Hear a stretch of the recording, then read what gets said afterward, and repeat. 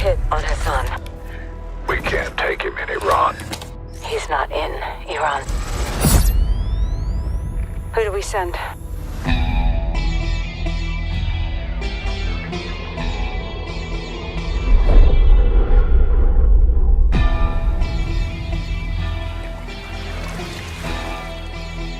All right, lads, well, we're in position. Bravo team offloads here. Alpha team stays on board to land downrange. This is capture or kill. Ya son más de 10 años metiéndole y todavía sueno como nuevo. Balvin no tiene relevo, me sobra el dinero, el respeto y los huevos. Yo, cada movimiento que hago es luego otro nivel lo elevo. Tú sonaste, me pagaste y no lleva ni la mitad de lo que... Watch the containers! How the hell did Iran get their hands on this? It's either Russia or us. Anywhere I roam.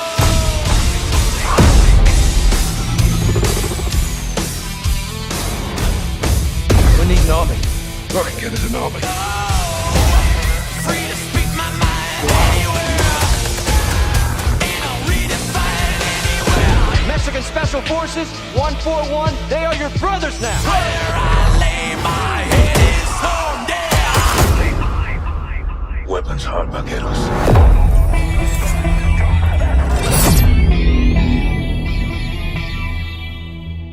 Pre-order now and get early access to the open beta.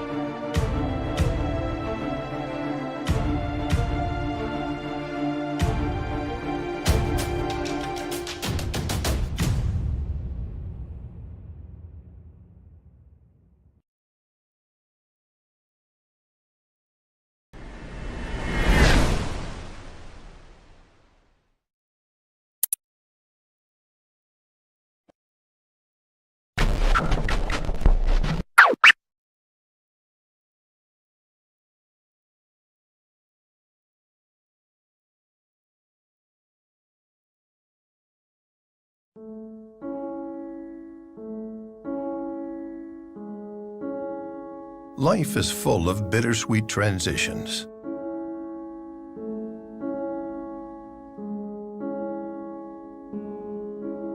It's difficult to know how these changes will impact us over time. They can hit harder than expected and may contribute to feelings of hopelessness. You good, sir? Or even thoughts of suicide.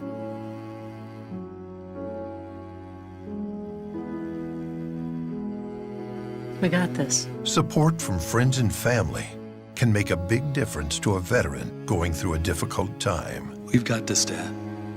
Yeah. All right. Let's go. I got this. Together, our actions could help save a life. Learn more at veteranscrisisline.net.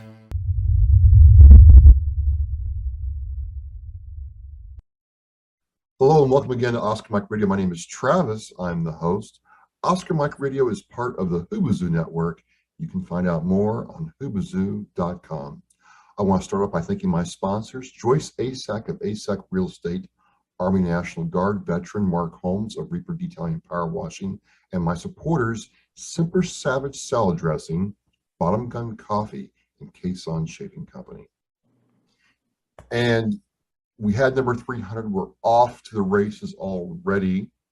And I have a special guest on today, all the way from the other side of the U.S., from Spokane, Washington, Army veteran Nick Richardson. Welcome to Oscar Mike Radio. Thank you for having me. Man, it's really great to be here. I really appreciate how you supported the show, what I'm doing, and we finally got the planets and stars to align, and here we are. You have a very interesting story, and you're trying to do some good stuff in the Spokane area. I was just curious if you'd start off and kind of tell us, about your military story and who you are. Well, like a lot of us that serve, I kind of grew up in a broken home, to a certain degree, the wrong side of the tracks, literally and figuratively. We did have train tracks close to my house, but, divorced parents, the normal spiel there, wrestler, football player in high school, and wanted to get away. Grandpa was a military veteran, so the Army is the one that won my interest, and that's what I decided to do. So I jumped ship and went to the Army.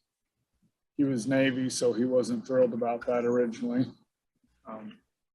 How do you take? He didn't take that one well then.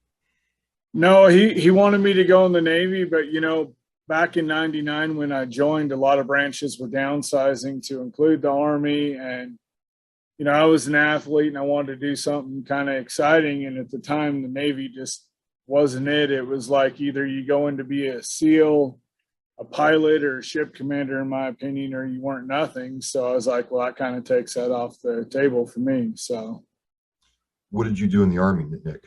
Well, something not as exciting as I thought it would be, coincidentally enough. I got offered a commission. I turned it down because my dad was a truck driver, and I don't know if it's appropriate to say the jokes I made about my mom's job, but she worked at Hostess, so she knew her way around Twinkies and ding dongs. We'll just say it like that. But I was blue collar, so I didn't really see a value in education back then. So I didn't commission. I ended up doing artillery because I tore my knee and couldn't do what I really wanted to do at the time. So you were you're in the Army now, you're not behind. Yeah. Over hill, over dale. Yeah. So, just one thing real quick, because, I knew we called them cannon cockers in the Marine Corps, my MOS, but it's a lot more. People just say, hey, he just loads up some powder in a shell and boom. There's a lot more to it than that though, right? Oh, there's a lot more to it. I mean, it's lifting it for one. I'm 6'1", so I'm almost too tall for artillery, because when you're what we call towed, which are the ones that they get towed by the trucks or dropped in with the choppers, height doesn't matter on those. But when you're inside a Paladin 109 Alpha 6 like I was, when you're above a certain height, you better learn to be a ninja in there, or your Kevlar is getting a lot of chips in it. And yes, mine did get a lot of chips. Those are compact inside, right? And not very comfortable to ride in. No, they're cold in winter and hot in the summer, and then you're sleeping with high explosive rounds when you're in training. So that's probably not the safest thing, especially if you're a smoker, which luckily I wasn't. And 100-pound rounds, shooting 7 to 8 of those a minute, from pulling them off the ready rack, popping the nose plug, putting the fuse on there, timing it, adjusting it, loading, firing, and doing all the fun stuff. How long were you in the Army for, Nick? I got injured my first year in, so after 4 years, along with some poor command things, I just had enough. I was done, so I hung it up, and it was hard. Well, sure. I mean, you spend all that time and effort, and you want to just, okay, you're done. I get it. So you get out. What was the transition like returning to civilian life? It was kind of weird because, back then they didn't have resources like they do now. So when I got out in 2003, I decided to stay on in Germany because my wife's German. So, of course, everyone that does that at first goes to work on post for AFEs, which I won't bash them, but let's just say that was less than desirable. And then I took a DoD contract with Securitas, which is different than the one in the U.S. They actually do higher level training, and I won't say Blackwater level because they're not, but better than the average rent-a-cop. I'll just say that. So I did that for 2 years as an armed guard supervisor. had to be fluent in German, weapons qualifications, training out the wazoo, all that fun stuff. And then, I got sick of it after a while, and we jumped again and decided to move stateside. And that's where things really kind of started to get rough, believe it or not. Really? Yeah.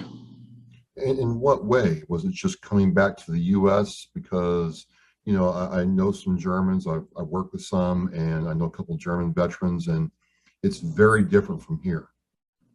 Well, it's not just the difference. So like for us, of course, my family that I left to get away from was not any better by the time, 7 years had passed. So I touched ground in Germany, and it was January 3rd of 2000. I didn't come home at all to the US for any reason until May 17th of 2006. I hadn't been home at all.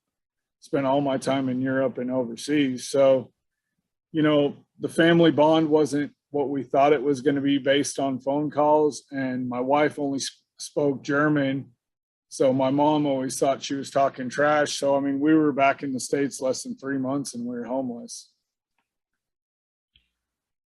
How did you overcome that? Because you have a German wife, no real infrastructure relationship wise to try to get a toehold. Like some of us, get out. I was one of those who didn't have this. Some of our people get out, they have a job waiting for them or some people to contact, and you had none of that. Well, no, it was, like my dad, who, we weren't close back then, but we are now. He said, if you go and get a skill that's going to translate, and, being artillery doesn't really translate unless someone needs you to blow something up, right? And then your basic soldier skills, again, don't really translate to much either, so that was part of the problem. So I knew college was imminent, but again, to apply for VA benefits or college, you have to have an address, and that was a little bit of a challenge. We got on a Greyhound bus with, $700, 2 kids and 6 suitcases, and went back from Kennewick, Washington, where my mom lived, to Spokane, Washington, where I'm from. And we were at the Greyhound bus station and happened to call my uncle, and we knew each other, but we hadn't spent a lot of time together. And he said, "Why don't you come stay with me? You're going to miss an opportunity, use your GI Bill, college fund, go to college." And ended up doing that, and, went 6 years consecutively, oddly enough, and got the master's and opened some doors. So your uncle, giving you a hand up, helped you get up. Yeah. Yeah. As you're going through the college process, this is because a lot of us, Nick, don't use our GI Bill or use it fully. You did.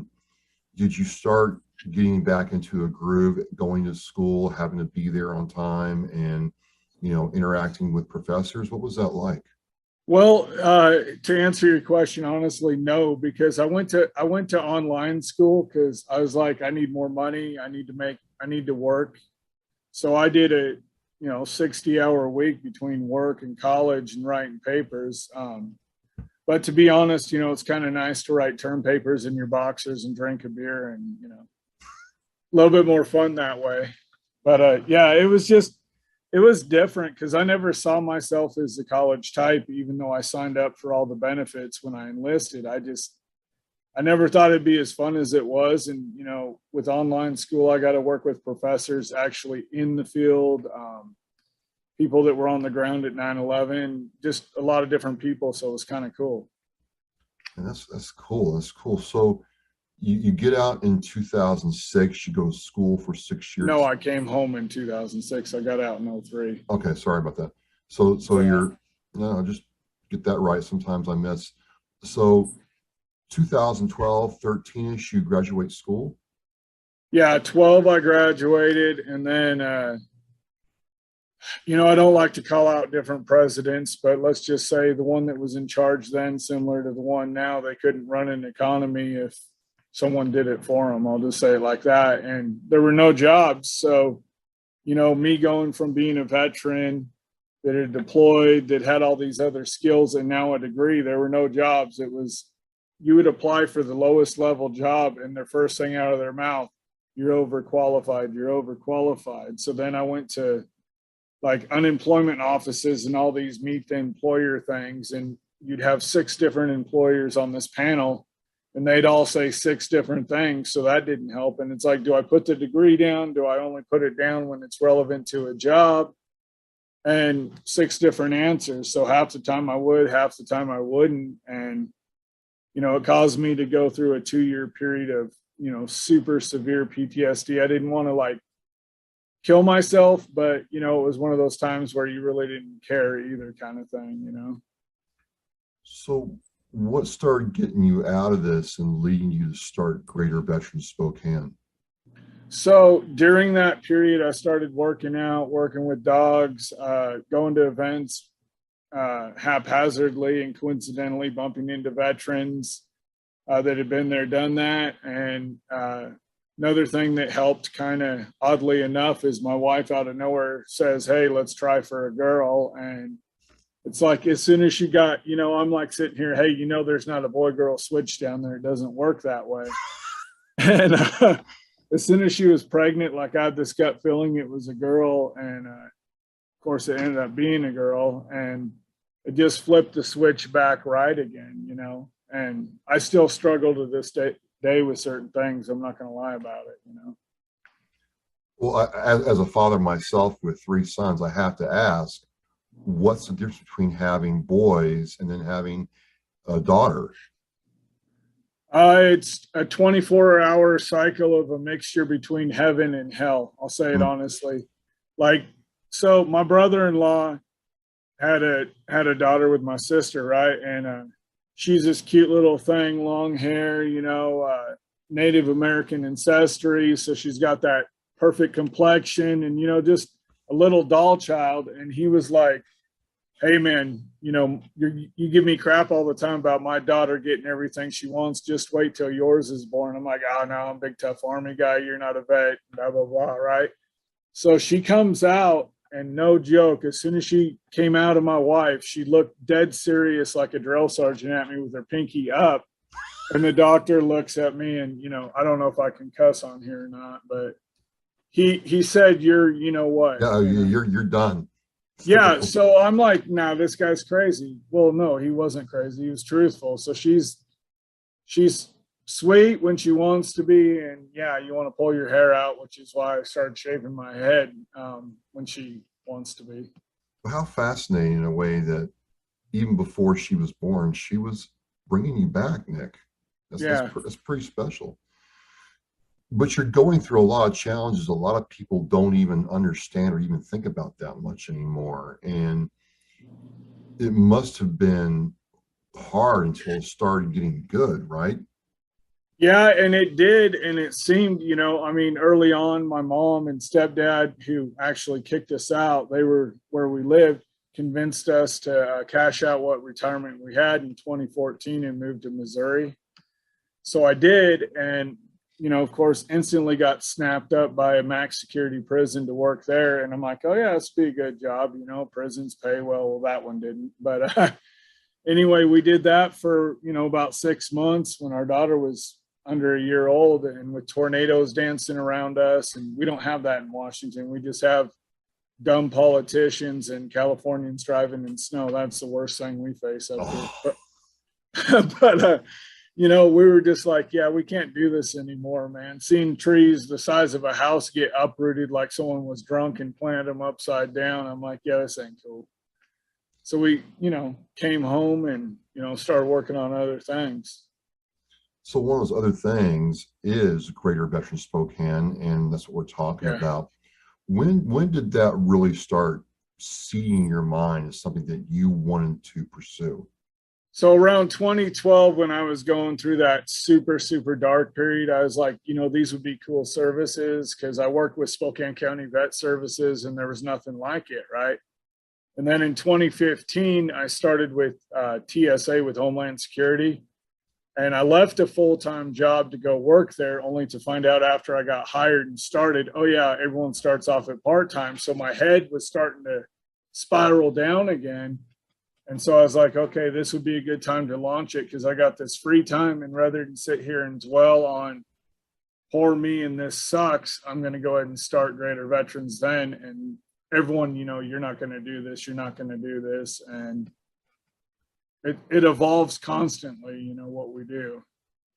And what is it that you all do? There's a lot of veterans organizations out there. They're all trying to meet a certain need. What's the need that you're trying to, or problem you're trying to address? Well, so originally we wanted to build it like a VFW on steroids, right? That's the easiest way to describe it. So we were like, okay, we need a warehouse size center. We want to have a cafe bistro featuring veteran coffees and veteran products, a lounge rec area for families and kids to hang out while mom, dad, or both are getting some kind of service, you know, like have Madden tournaments, ping pong, foosball, all that, a gym, you know, because healthy mind, healthy body concept, a little bit of service dog stuff, an auditorium for like concerts, speaking events, holiday meals, and then also like an internet cafe business area, because social media helps a lot of us, believe it or not. It's not just negative through dark periods. Like I still keep in contact with my best man from my wedding, who I haven't seen in person since I left for Kosovo, because he was going stateside and I was going to Kosovo. So, but we talk and I see him through social media and whatnot. And so that's what we designed it to be. And then we took it a step further and said, okay, well, we can't just call it the Greater Veterans Center. You know, that's like, you know, eating a hot dog with no ketchup, mustard, or relish, right? It's not a good thing, you know? So we're like, okay, what do we want to call it? And I was like, well, let's call it the EVAC Center, because that means getting out of a bad into a good. And then people are like, okay, cool. So what's the acronym? And I'm like, Every Veterans Assistance Center. So it has marketability. So that's our ultimate goal, is to get an EVAC Center up and running in as many states as possible, because we, working with the VFW closely, see the VFWs dying out because they alienate non-combat vets, right? Well, then on top of that, the Legion, in my opinion, not to bash them, but they're overpriced. When I look at membership for membership, I was like, okay, who am I going to join? The VFW at the time, because I was so young, was like $400 for lifetime, and the Legion was 12. And then I look at who does more for me in our area, so I went with the VFW, right? Yeah. But I mean, both of them are dying because they're making, you know, a fundamental mistake and forgetting about the lady vets, you know. And I said, if you're going to have a bar, you need to follow like a John Taffer from Bar Rescue. If the place isn't enticing and people want to come there, then you're missing the mark. So you got to kind of run it like a business, and a lot of times they don't. So that's the ultimate goal. So just tell me about the bear paw, because that's one of the things that stuck out at me when I first started seeing your stuff on social media, which is how we connected, is the bear paw. I'm all over that. You know, what's that mean to you? Well, it has a lot of meaning, believe it or not. So originally when I designed it, it was, as a kid, I was told, you know, by a shaman that, you know, even though I'm not affiliated with the tribe, that's my spirit animal, because it means protection and strength, right? Yeah. So I like that aspect of it. Then being from the Northwest, we have more than a few bears. So that made sense. And then at the time, not so much now with Space Force, unless you have a mutated grizzly with an extra toe. But at the time, there were essentially 5 branches. And so that made sense. So it all came together the way it was supposed to. That's really cool. That's really cool. So I'm on the East Coast in New England, just south of Boston. You're on Spokane. I forget how far that is from Seattle. Let's just say 6 hours drive on average. Okay. So we are opposite ends of the U.S. We both serve. We're both veterans. But what would you say are the problems veterans face in Spokane? Are they similar to yours? Yes and no. I mean, I don't think a veteran in one area nationally, from the phone calls, podcast, research I've done, are all that different. I mean, number one, when you get out, the first thing you encounter is, I don't belong, right? So I call that, in my book that I'm working on still, hopefully done soon, but I call it the analogy vet island. When you get out, you're on this island by yourself. So you have to build that bridge back to the community. And there's a lot of different ways, means, and avenues to do that, right? So one way we have found, I guess is the best way to put it, is music, because music helps with TBIs, but it does something more powerful. And not to pick on him, I don't know him personally. I know people who work for him, but like Jocko Willink is probably one of the most notable veteran speakers out there, right? So if you get Jocko, it's going to have a high price tag, but it's also going to have a high yield. So from a business model, it makes sense. But if you put that on the average veteran stage, people will pay to meet him and you'll make money. But people might leave just kind of, I guess, unfulfilled. Whereas I've noticed when you put music, magic happens. It brings the community, it brings vets, it brings sponsors, it brings everybody together as one. And so that's kind of why we started, using that as a main focus on when we do our live events. Well, it's really interesting. I've met some veteran artists. Primarily the ones I've met have been out of the Tennessee, Nashville area. And the reason I thought, wow, that's pretty cool because I'm checking out your website, is one of the problems they have right off the bat is a place to play. Yeah. And some of them have, alcohol issues, other things, and they just want to play without that extra stress that it causes them when they're dealing with that. So I thought, wow, that's really cool. I mean, you don't have to be great, but if you want to come hone your craft, you could come and be at the evac center if you wanted to. That's what I got from your website. Yeah. And that's what we want to do. We want to get it up and running. But I will say, even though we have a relatively high veteran per capita ratio, specifically in Eastern Washington, I think there's, from here through Northern Idaho all the way to Western Montana, there's over 50,000 vets that use our local VA. So the vet population's there, but the sponsors aren't, like in a Texas or a Tennessee where they're like, hey, here's $70,000, here's $10,000. To us, a big sponsor's like a couple grand. Like that's like, oh my God, are you kidding me? That's lotto money to us, because up here it's, no matter how consistent you are, how much road work, bridge building you do, it's tough to get a consistent donor to get the center going. And then, there's developers that own several buildings and they don't want to donate for crap. I mean, they're just, what's in it for me? Look at me, what's in it for me? And it's like, we've thought about moving to other areas, but we're fighters, so we want to stay here and fight for now. You bring up something that's really a lot more common than people know, is you have these large areas and small areas with a lot of veterans in it. Like 50,000 veterans in your area is not insignificant, but either getting them to pull together to support something or getting support for them seems really challenging. Do you have any idea why that is? Well, I think I can't speak for Tennessee or Texas or any other state's vet community, but there's a lot of competition for the same dollar, not just with vet nonprofits, but other ones. There's divisiveness. Like, I won't go into details, but there's a nonprofit. They moved here from California, right? Which anyone from the Northwest, that alone says enough. But they have some questionable business practices, and they've tried to slander my name and do some other stuff, but then they try and follow my footprint in terms of what I do, right? So you got people like that, then you have competition. Then we're not one of the nonprofits that, like, everyone, when they hear nonprofit, they want you to be like McDonald's, over 1 million served, right?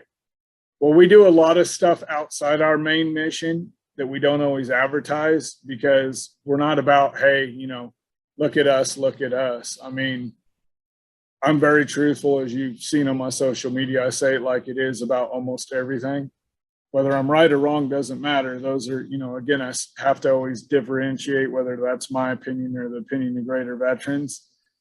But we do, like last week, a friend of ours requested that we go visit her uncle, who's a Vietnam vet who fell and broke his hip. She had COVID, and then his daughter, who's his caregiver, is going through cancer treatment. So she's like, hey, can you go give him a care package and go visit him? We're like, yeah, why not? So we did, right? And that cost the nonprofit $40 is what our total cost on that was. So obviously we're not going to sit here and nickel and dime ourselves to death and do 1 million of these. But when we get special requests, even if it's outside the mission, we, take a quick vote, senior leadership on the board, and we decide to do it or not do it. We've done cancer fundraisers, which again are something we don't like to do and we don't typically do because unfortunately, due to, you know, the munitions and every other thing they put us through when we deploy or get stationed somewhere, there's a million vets out there with cancer. So how do you tell one they're more important than another, right? So we don't do those a lot, but we, you know, locally, if it's someone we personally know and we're asked, we try to accommodate any way we can. It just seems that way in my part of the world. There's more nonprofits being created every day. The competition for the dollar is fierce. It's dog eat dog. And I get it. And I've had people tell me, well, I can't serve 100,000 people, so I can't get a look from somebody in my community who might be able to support me more. But be that as it may, you're on the ground now. Do you see any progress overall from when you and I served with services available to now? I would say, yeah. I mean, the thing is people are going to reach out to you when they're coming up, or even if they're big, to see if you do something they don't. So it's kind of like a Swiss Army knife or a fishing net, right? There's not going to be a one size fits all, but there's going to be a one size fits most. So like I've reached out to bigger nonprofits, and I didn't tell them I was going to mention them, but I don't know if you've heard of vets. So Marcus and Amber Capone. Marcus is a retired Navy SEAL. They're doing good work with psychedelics in relation to PTSD, and they're going through legislatures in different states trying to get it approved. And I won't say his name on here, but I will say he is a former operator. And I seen him on a regular basis at my old job. So I seen one time he came through and I was like, hey, dude, what's up with your eyes, man? You seem happy. Did you win the lotto or what's going on? You get a new gun. What's going on? And he told me about the program. And then Sean Ryan had him on the show right after that. And I seen the change in him. So I sent him a message and inquired, and I had a great conversation with Amber about what they're doing. And what's the program's name again? It's called Vets. If you look up Marcus and Amber Capone, but they do psychedelics. So I can't fully, how do I say it? I can't explain it on a technical or medical level because that's just not my wheelhouse, but it's pretty interesting. So that's one group I've talked to.